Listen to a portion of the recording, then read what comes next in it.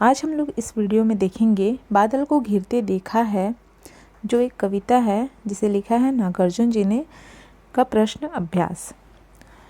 इसमें पहला प्रश्न है मानसरोवर की कमल को स्वर्णिम कमल कहने का क्या आशय है। इसका उत्तर है मानसरोवर झील पर उगते सूर्य की लालिमा कमल के फूलों पर पड़ती है।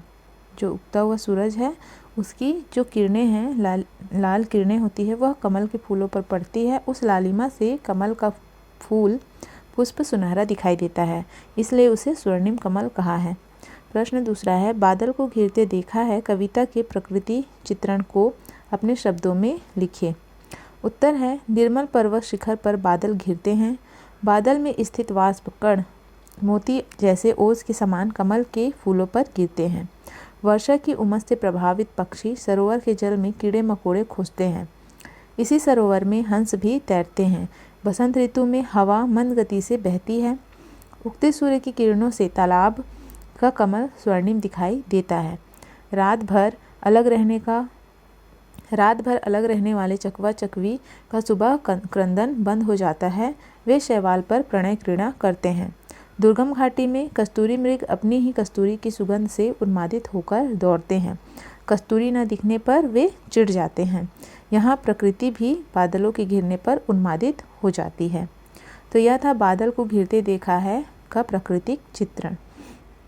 प्रश्न तीसरा है कवि चकवा चकई द्वारा किन मनोभावों को कविता में बताना चाहते हैं। उत्तर है सूर्योदय के आनंद का चकवा चकई पर पड़ने वाले प्रभाव को कवि बताना चाहते हैं। कवि कहते हैं कि सूर्योदय के साथ ही विरहित चकवा चकई का क्रंदन बंद हो जाता है, वे आनंदित होने लगते हैं। प्रश्न चौथा है कवि ने कस्तूरी मृग का उल्लेख किस संदर्भ में किया है।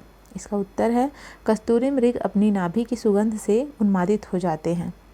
उनके नाभि में एक खुशबूदार सुगंधित पदार्थ होता है जिसे कस्तूरी कहते हैं, इसलिए उनका नाम कस्तूरी मृग होता है। तो वे क्या होते हैं, उसी खुशबू से उन्मादित हो जाते हैं, बेचैन हो जाते हैं और दुर्गम घाटियों में दौड़ते हैं। उनके उन्माद के कारण उनका वर्णन किया। प्रश्न पांचवा का है ऋतु बसंत का सुप्रभात था, मंद मंद था अनिल बह रहा, बालारुण की मृदु किरणें थी, अगल बगल स्वर्णाभ शिखर थे। इसका भावार्थ दिया है। कवि कहते हैं कि बसंत ऋतु का प्रातः काल था, वायु धीमे धीमे बह रही थी। उगते सूर्य की मृदु किरणों से पर्वत शिखर स्वर्णिम दिखाई दे रहे थे। प्रातः काल सूर्योदय और सूर्य किरणों की आभा का चित्रण यहाँ पे किया गया है। खा है दुर्गम बर्फानी घाटी में शत सहस्त्र फुट ऊंचाई पर अलख नाभि से उठने वाले निज के ही उन्मादक परिमल। इसका उत्तर है कठिन चढ़ाई वाली की घाटी में 100,000 फुट की ऊंचाई से कस्तूरी मृग की नाभि से सुगंध फैलने लगती है। कस्तूरी मृग इसे देख नहीं सकते, किंतु सुगंध से बेचैन होकर उसे खोजते रहते हैं। प्रश्न छठवां है कवि ने बसंत ऋतु के जिस दृश्य सुप्रभाव का वर्णन कविता में किया है उसका अपने शब्दों में वर्णन कीजिए।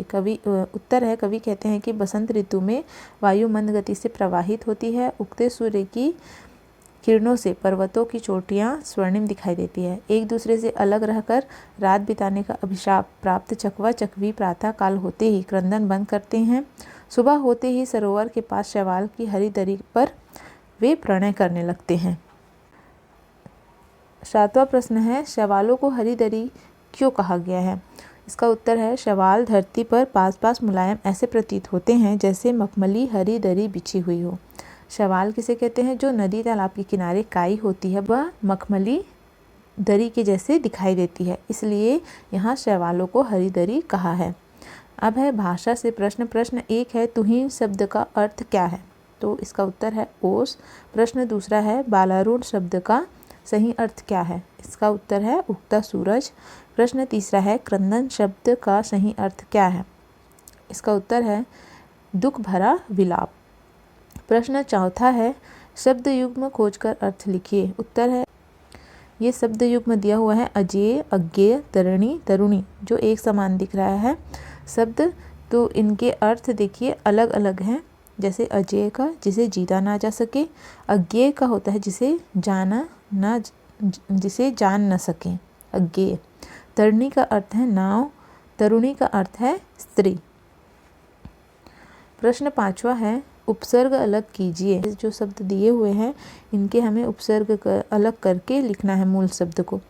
तो पहला है अमल, अमल में उपसर्ग है अ और मूल शब्द है मल। इस प्रकार बन गया अमल। और इसी से हम नए शब्द बना सकते हैं अज्ञान, अयोग्य, अविनाश इत्यादि। दूसरा है समतल, समतल में सम उपसर्ग है और मूल शब्द है तल। नए शब्द हैं समदर्शी, समपारखी, समयोग्य, समतुल, समकालीन। तीसरा है सुप्रभाव, सुप्रभाव में सु उपसर्ग है, मूल शब्द है प्रभाव। इसी प्रकार के नए शब्द बनेंगे सुलेख, सुवर्ण, सुप्रभात, सुयोग्य। अभिशापित में उपसर्ग है अभि, मूल शब्द है शापित। इसी प्रकार नए शब्द बनेंगे अभिरंजन, अभिमान, अभिप्रेरित। दुर्गम में दुह उपसर्ग है और गम मूल शब्द है। इस प्रकार बना दुर्गम। और नए शब्द बनेंगे दुर्लभ, दुःश्वास, दुस्तर, दुस्साहस, दुर्व्यवहार। अगला है उन्मादक, उन्मादक में उन उपसर्ग है और मादक मूल शब्द है।